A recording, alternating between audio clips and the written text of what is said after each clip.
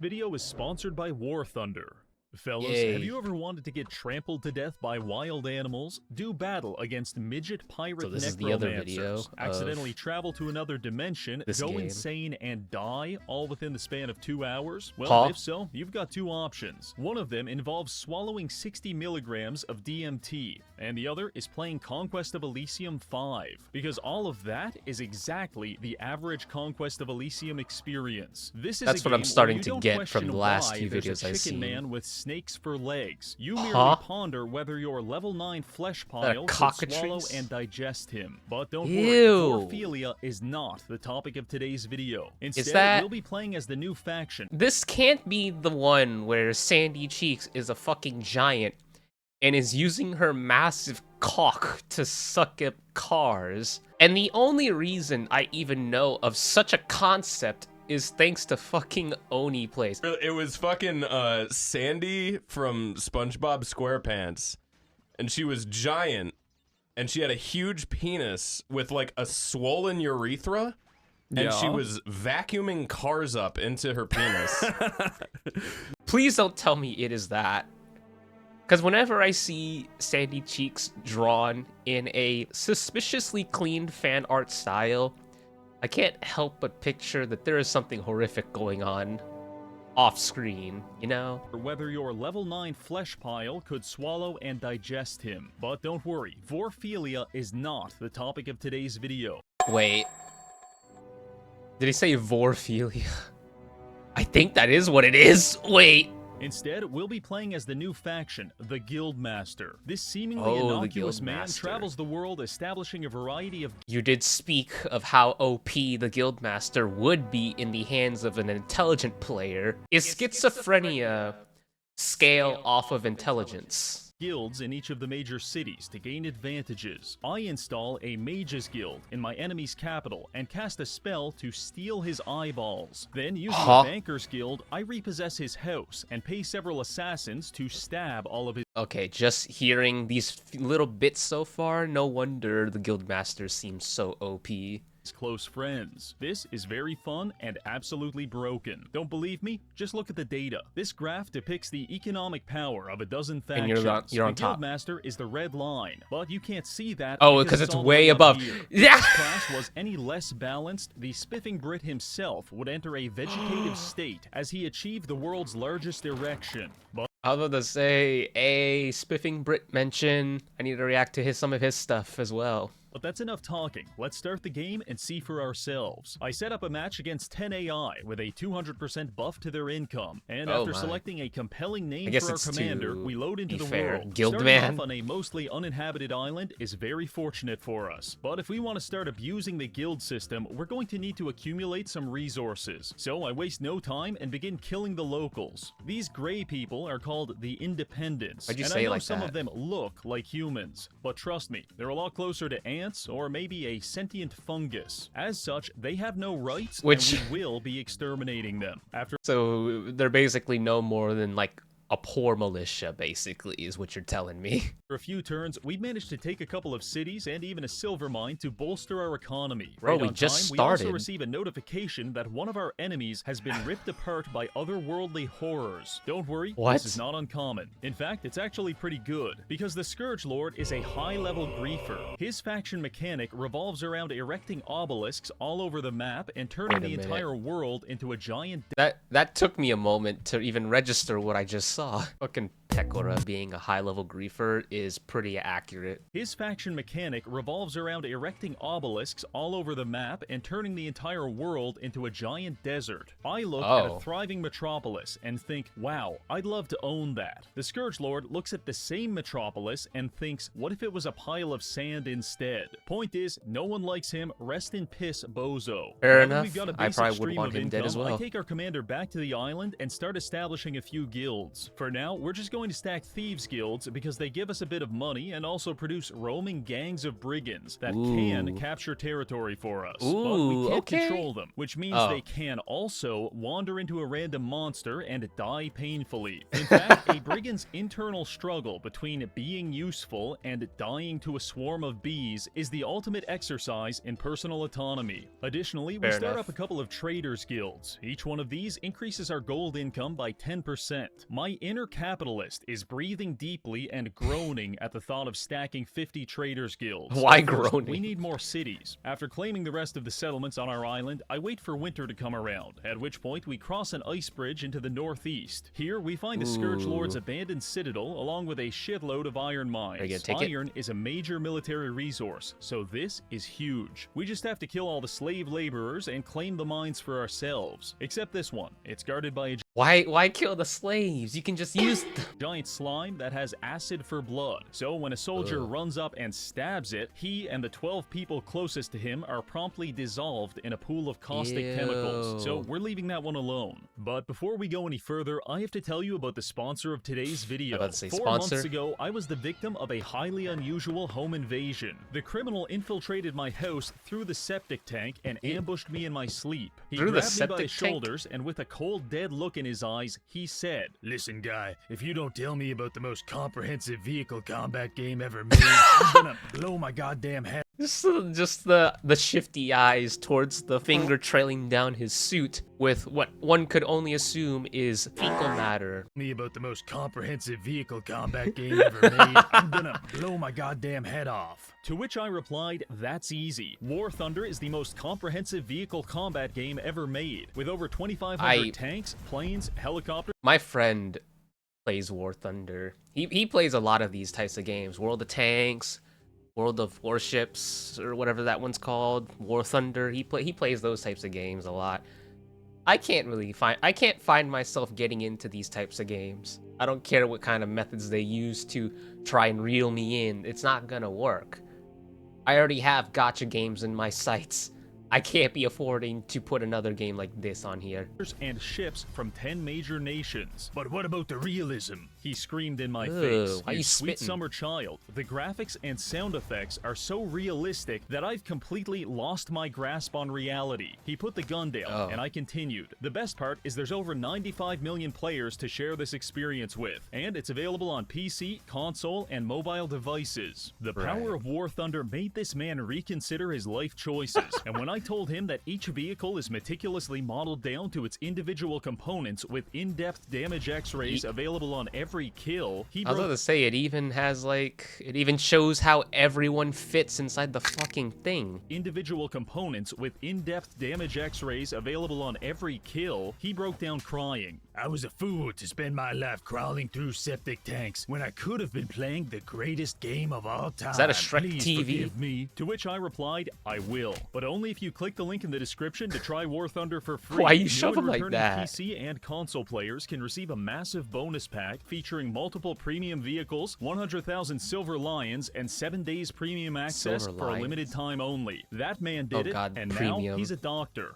Thank you, War Thunder. Now back Because to the of video. War Thunder? By this point, we've got 2 main. I would think that after playing War Thunder, you'd probably become like either a war criminal or a hacker that acquires sensitive military information. Now, he's a doctor. Thank you, War Thunder. Now back to the video. By this point, we've got 2 main branches of territory, our starting island and the mines in the north. Now, we just need to connect them. But there's one thing standing in our way, the Voice of El. This is a faction of religious extremists led by the Archbishop, I saw this video. whose life goal is, and I'm not exaggerating, to start the apocalypse and kill everyone, including himself. Basically, not a very chill guy. So we're not going to bother with diplomacy. Instead, we'll utilize the power of our guilds to take him out. So far, the Thieves Guild hasn't been doing a lot for us. In fact, I've personally witnessed 7 generations of brigands all die to the same elephant. But we can fix that. I take our commander back to the island and start upgrading each Thieves Guild into an Assassin's Guild. This increases the number of brigands produced and also gives us the option to sign assassination contracts against specific factions. So I grab a contract, do a little color matching to make sure I'm targeting the right guy, and then I sign it. This spawns an assassin at each of the guilds. These units specialize in killing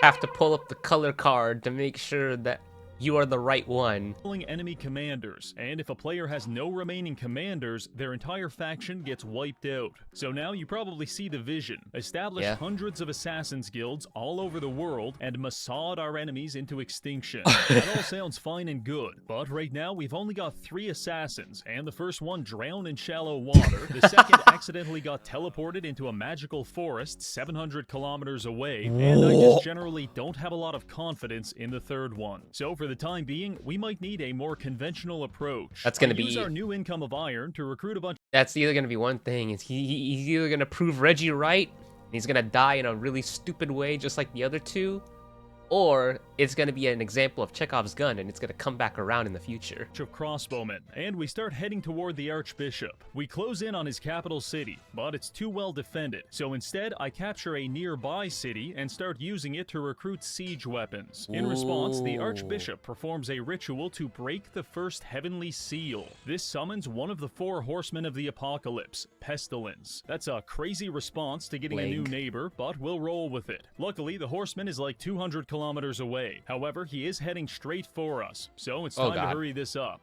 Quickly attacking his capital, we use our ballistae to weaken the defenders, and then spend the rest of the fight praying our commander doesn't get shot in the face. Fortunately, our face remains unpenetrated, and we win the battle. This secures us a lot of income and a forward stronghold for our empire. Yes. The clergy makes a few attempts to take it back, attacking us with some crusaders and even a flaming sword. But eventually our assassins find the Archbishop hiding out in a forest and kill him, which puts an end to his faction once and for all. I was hoping that would stop the horseman, but like an obsessed fan, he's still there and still coming to murder us. On that note, quick shout out to Murgos the Guild Assassin, who actually tried to kill the Horseman of Pestilence with a 1 to 3 damage poison dagger. How'd he Didn't do? work, and he contracted every known disease just by trying. Compounding this issue is the fact that we've just run into our next enemy to the south, the Bakimono. This is a goblin faction that's deeply steeped in Japanese mythology and aesthetics. It is also one of the strongest factions in the game.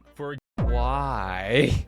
Why? It is also one of the strongest factions in the game. For example, let's look at the score graph for military power. This red line is us, and the purple is the Bakimono. In this moment, I understand what it feels like to be a terrorist on monkey bars going up against the American military-industrial complex. And while that is very humbling, we can at least take solace in the fact that our economy is looking pretty good. But we need to survive long enough for any of that to matter. Presently, our brigand gangs have started clashing with the Bakimono scouts, and it's not going well. In fact, they're pushing us with an army of 170 soldiers led by some kind of snake wizard. The Bakimono are difficult because they can summon a wide variety of monsters, ranging from giant demonic samurai to balding turtle men. Personally, is that my like a favorite Kappa? are the Oni, because much like the obese, they have a canonical weakness to vegetables. Now, regardless of my appreciation for Bakimono culture, this army is an issue. However, in what can only be described as an orgasm-inducing stroke of luck, the Horseman of Pestilence rode straight into them. I'm thinking he'll kill all the Bakimono and I can go back to making more guilds. However, not only did they survive, they actually killed a rider of the apocalypse. This was a harrowing revelation. On the upside, the Horsemen managed to inflict a disease upon the entire army. This status slowly decomposes affected units each turn until they die. Basically, everyone in this army is in the irreversible process of turning into fertilizer, and I think that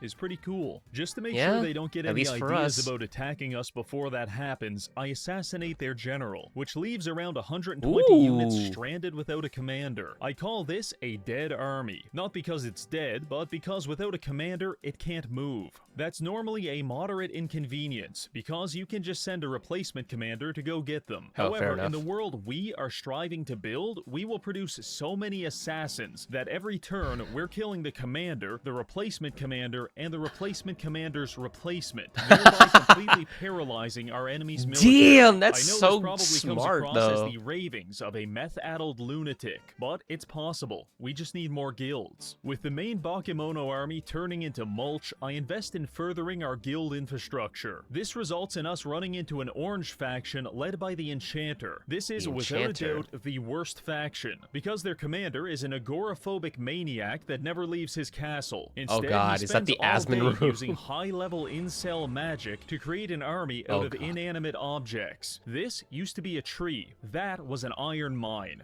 Now, they're his only friends. Normally, I'd make fun of someone for being a paranoid schizophrenic, but for once, he's actually right, because we've been spamming guild contracts, and the entire countryside is swarming with invisible assassins.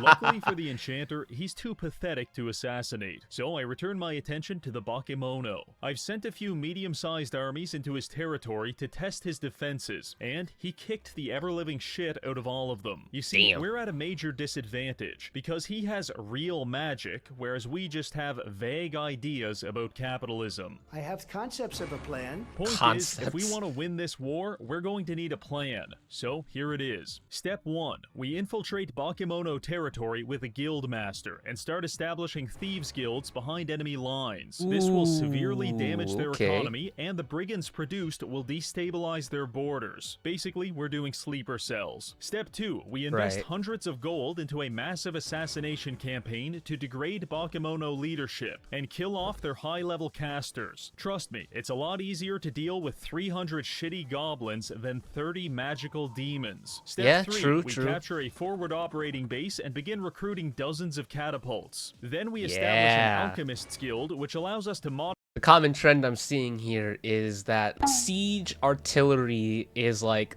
the best things to have. Modify the catapults to fire giant casks of napalm. Damn, 4, okay. We take our new siege army south and start mercilessly cooking every Bakimono settlement we can find. The trick here is that we can only use siege weapons against fortified settlements. So step 5 is to lure the Bakimono into taking castles from us. Then we show up next turn with the siege army and go scorched earth. Oh wow, Bakimono, you captured my guard tower. How will I ever recover? Now stand still while I burn off all of your skin. Guildmaster, you're using your various facilities as bait to then just wipe out the army that is occupying that space. Everywhere are horribly incinerating their political enemies with this one simple trick. After 10 turns of that, we've carved our way down to the Bakimono capital. It's guarded by 200 people that I don't care about, which made this next part really easy, because I closed my eyes and fired 225 flaming barrels over the walls, which killed about half of the population before the fight even began. Damn, After that, we stabbed the survivors and declared a major victory for guild supremacy. Not long after this moment, the final Bakimono commander was shanked to death by 4 assassins in an obscure harbor village, at which point his faction went extinct. Yet again, the free market prevails. While all of that was happening, I was also waging a war against the Cobalt King in the southwest. I'll keep his backstory simple. Magical lizard that uses mine shafts to hatch more lizards, easily killed by squashing beneath one's foot, until Big Lizard. In addition to the threat of late-game dragons, the kobolds have been sailing armies across the channel and ransacking our home base for the past 20 turns. And as much as I hate him for it, it's a damn good idea. So let's try it ourselves. I hired a Pegasus rider to fly over the water and scout for some good targets. However, I forgot that flying units need to rest every few turns, and our Pegasus got exhausted, fell out of the sky, and promptly drowned in the ocean. Attempt 2 went a little better by revealing several hatcheries guarded by a few dragons. It's time to start building an invasion force. Back on our island, I recruit a few hundred soldiers and some siege equipment. Then we build a shipwrights guild to give us access to large-scale naval transport. Following this, I group everyone up, throw them on the We're setting up the navy now. Now we're cooking.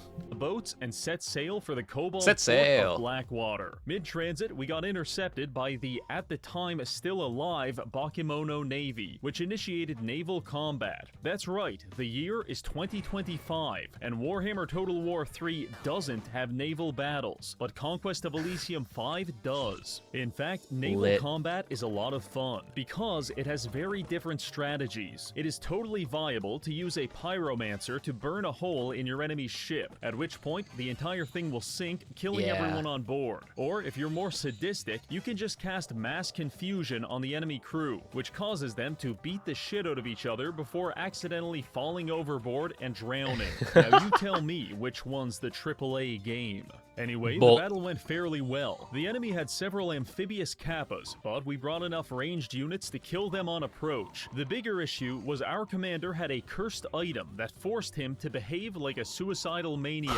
So he jumped off the boat and started swimming straight at the enemy warship, at which point he got smoked in the face with a fireball and died. This is why we bring backup commanders. Continuing onward, we land at Blackwater, and the garrison of 13 albino geckos How do you get the cursed item? To stop us. Now, we've got a base of operations to recruit more units within Cobalt country. Predictably, the Kobolds send an army of 300 to push us back, but they didn't bring a backup commander. And after plunging a dagger through their general's frontal lobe, their entire defensive army is stranded way over here, off to a great start. From here, I begin cleaning out all of the Kobold hatcheries and preparing for the final siege against their capital, which is defended by about 400 units. However, that turns out to be completely unnecessary, because next turn, 3 of my assassins roll up, snipe his final commander who's not even on the screen, and just like that, the Cobalt faction is relegated to non-existence. I cannot believe this is working.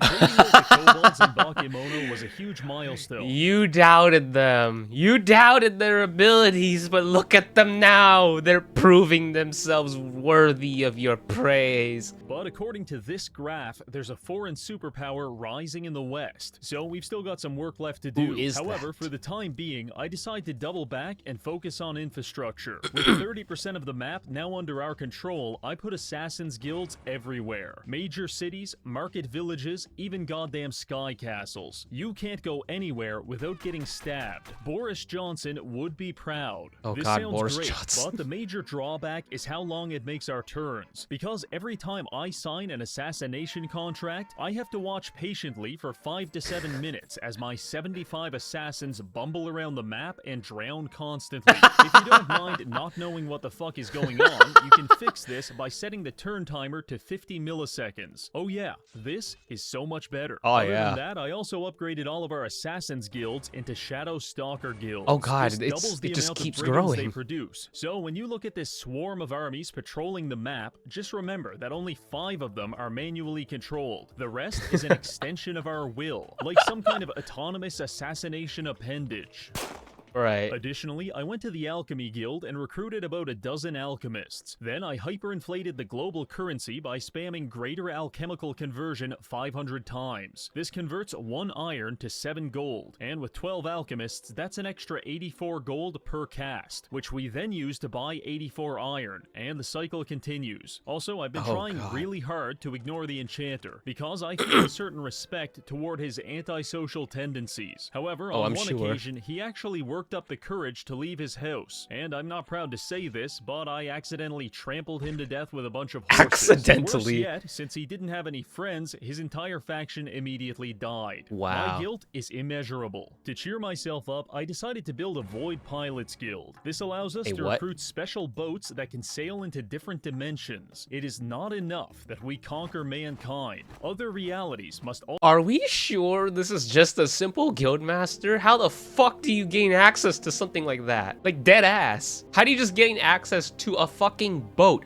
that can sail through different dimensions? Also accept guild membership. First things first, we take the fancy boat, sail it off the edge of the world, and end up in the void. A trip to the void is a lot like ingesting 3,000 milligrams of gamma hydroxybutyrate, because at the end of every turn, you're going to wake up in a different place with no memory of how you got there. If you stay too long, you will go insane, and if you're not careful, the Fent monsters will find and kill you. Basically, it sucks, but there are some resources to gather, so— That looks like a fucking serpentine axolotl. They'll find and kill you. Basically, it sucks, but there are some resources to gather, so let's see what we can find. After a bit of wandering around, I stumbled upon a portal that took us to the elemental plane, where I then found a scroll, and upon reading it, we were immediately teleported to hell. Truly, literacy is the most heinous crime of all. The fun thing about hell is that it contains the spirits of every mortal unit that died in Elysium. Elysium. So hypothetically, we could find the Archbishop and kill him all over again. I was pretty excited about starting a new chapter of our guild here, but before I had a chance to do that, I suffered several psychotic episodes and got killed by demons. 10 out of 10 experience. Exactly what I wanted from my eternal damnation. Back in the real world, I thought it might be fun to build an adventurer's guild. These operate similarly to thieves' guilds in that they produce autonomous armies, except instead of an army of illiterate men that smell like cigarettes dipped in piss, this guild generates randomized D&D parties. Wizards, warriors, rogues, stuff like that. All in all, it's very cute, and I thought it might be interesting to follow the first party and see what noble adventures unfold. This first was led by Verabeth the Warrior Saint, and it had several thieves, a necromancer, a dwarf, and a barbarian. For their first heroic quest, they traveled westward, eventually finding and slaughtering an innocent family of mountain goats. That's what I like to hear. Kind of fucked up, but let's see where this goes. After that, they tried to banish some evil spirits from an abandoned castle, but the difficulty spike from goats to demonic banshees was a bit too much, and there were only 4 survivors, and they didn't even last long, because the turn after, a pink faction showed up and butchered all of them. This is a dark day indeed. Who is this? Well, maybe that was just bad luck. Let's pick a different party and follow them. These guys went south into the desert before running into another pink army, at which point an enemy druid transformed all of our heroes into trees. I cannot cope with this level of humiliation, so I disbanded the Adventurers Guild and got back to work. But who is this mysterious pink faction that has been committing war crimes? I kind of expected things to go wrong, but I didn't expect it to go this bad. And the whole guild was punished as a result, bruh.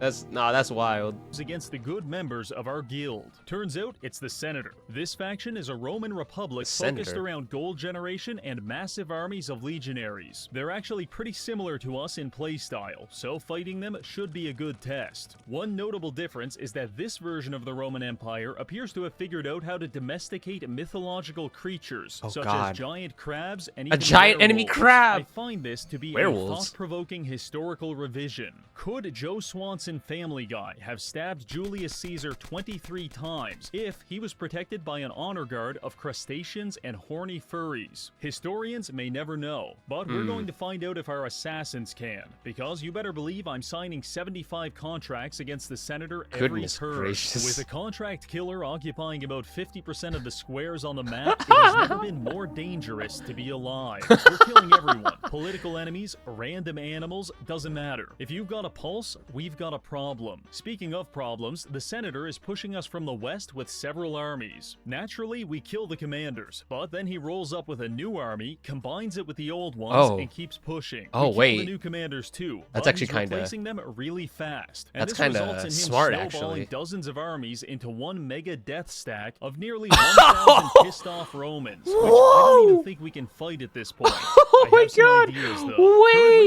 Wait, that kind of backfired a little bit, dog. Nah, that's actually kind of smart. Instead of simply sending the commander, you sent a commander with his own army to then assimilate the former army into the new one, thus creating a larger, more powerful army.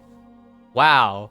That's actually probably the most perfect counter to an assassin taking out the commander. Few mages, but their most powerful spell is Animate Shrubbery, which in the face of the entire Roman Empire isn't going to cut it. So I started investing in several mages guilds to attract higher quality wizards. We just need to wait for them to arrive. Unfortunately, time is at a bit of a premium, because the big pink dick of the Senate has finally pushed past our assassins, and it's attacking us at this tower. Against upwards of 600 enemies, I'm not expecting much from this garrison, but they actually operate at 900 IQ for this entire fight, because the archers mow down the advancing Romans while the sorceress casts mass confusion spells to delay them. Eventually, they break down the tower gate, but we spam summon skeletons to block the doorway and maximize the uptime on our crossbows. All in all, we lost, but this was a huge proof of concept for magic as the answer to the Roman question. Over time, I was able to recruit a few level 2 and 3 wizards, which can easily wipe out entire armies armies depending on their spells. Jesus, This look was at nice, that. But we can go even further. You see, right now Even the Senator further? is engaging us in 5 to 10 mid-sized skirmishes every turn. We're fighting them on land, at sea, and if they decide to invade the cosmic plains of nothingness, I'm ready to fight them there too. Honestly, we're pretty evenly matched, but the issue is we're being too defensive. However, I have a plan to fix that using teleportation. Thanks to our maxed out mages guilds, we can now create arcane portals in our major cities to allow for fast travel. So we put one portal down in the desert, surrounded by 5 different Nice. recruitment centers. Then we managed to get another portal at this stronghold deep in Roman territory. Now we can recruit 50 units a turn and teleport them straight into the heart of the Roman Empire. I'm not convinced we can kill the Senator with this alone, but I am convinced I can make his life a living nightmare by using this to establish a True. dozen thieves guilds in all of his cities. Even if I can't win against you with this strategy, just know that I'm going to make it so difficult for you. Began enacting the plan, and before long, the entirety of Rome was swarming with lawless criminals. Genuinely, there was nowhere for the Senator to hide, and before long, we managed to assassinate him and his body double. Truly, a masterstroke in political violence. All of this destabilized the Roman Empire enough for us to easily take their capital, and I was forming up one final army to siege their last major city when I received a notification. The Senator has been eliminated by the Cloud Lord. Turns out, while he was fighting us, the Senator was also waging war against the sky.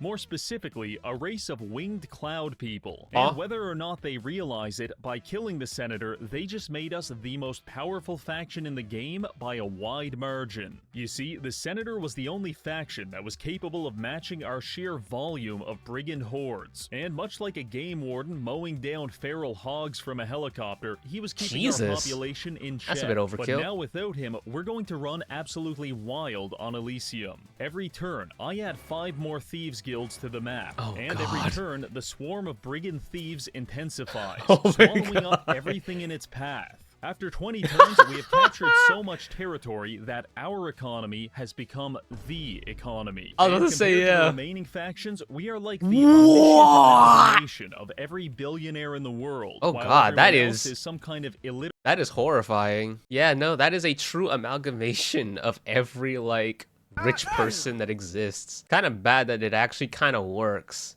Like that actually resembles a human.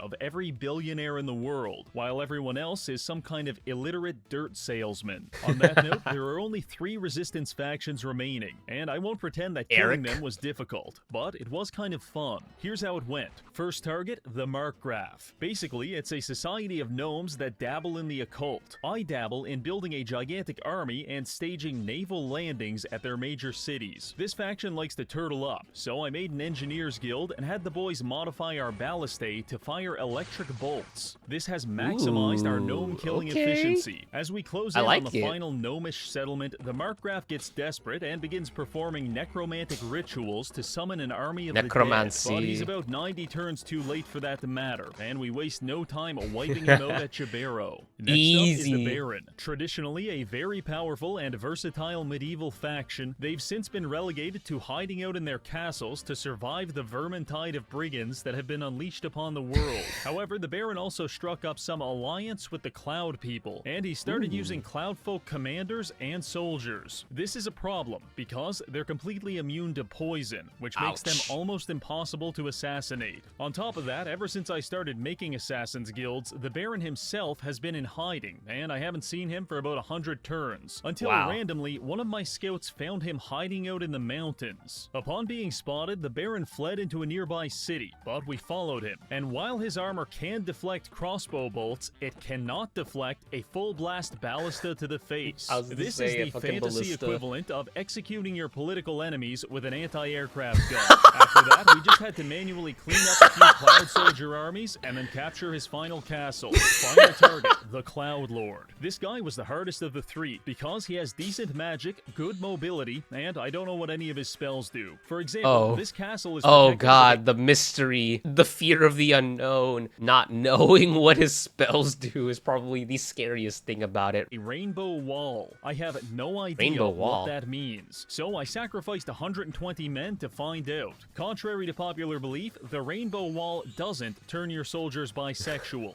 It just kills them. And we just killed all of the cloud people over the next 20 turns, slowly and painfully wearing all of their armies down and picking off their castles. Random side note here, but while I was traveling through the sky, I came across a sub-faction of potential neo-Nazis. A group of Aryan whites living in the heavens. Aryan What whites? did the Swedish developers mean by this? We may never know, but I do know that after 15 turns of assassinations, the Cloud Lord has only one commander left, and he's currently being pelted to death with rocks by this group of unwashed sodomites. How dignified. With his death, the final enemy faction is destroyed, and we have achieved total guild supremacy. Now we can take a look at the score graphs and observe the absolutely ridiculous growth of our military power over time. And also, check out the economy. By the time we killed the senator, our economy was approximately 36 times larger than his, and at least 100 times larger than everyone else's. It feels good to play such a perfectly balanced class with no exploits whatsoever. Well, that's going to be it for this video. We've utilized thousands of thieves and murderers to slowly and then all at once take control of the world. I want to give a warm thanks to the many members of the Assassin's Guild, generously stabbing and murdering my political enemies. And finally, thank you for watching. And before you go, don't forget to turn your life around by trying War Thunder for free on PC, console, and mobile devices. Use my link below to get all this free stuff. That's all we've got for now. Thanks for watching. Yay! Alright. Good. Smuggalana! Caught a wild Smuggalana in the fucking patrons. Wow. Cool. Awesome. Dope. Awesome. I'm definitely gonna be... She reacted to this, no? I'm definitely gonna be looking at that at some point. For sure.